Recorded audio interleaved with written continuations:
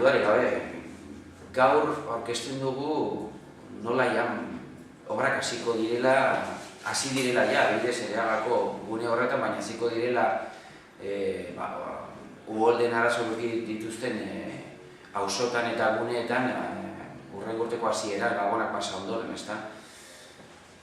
Baina nik azpimarratu nukena da azken batean, obra hasiera hauek direla oso lan potente eta delikatua eta komplikatuaren fruitua nolabait.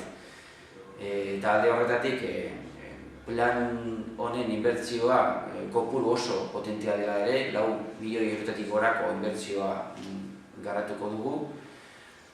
Eta azkenean badeko gulaia nolabait gune bakoitzak behar duen erantzunaren proiektu teknikoa, azken batean gune horietan gertatutako uholde arazo horiek lonjetan edo kaleetan edo beste leku batzutan irtenbide egoki bat emateko prozesu horretan, ezta? Atzo aurkeztu genuen uholdeetarako antolatutako batzar informatibo berezi horretan azaldu genien bai auzokidei bai oposizioko taldeei eta martxan jarriko dugu.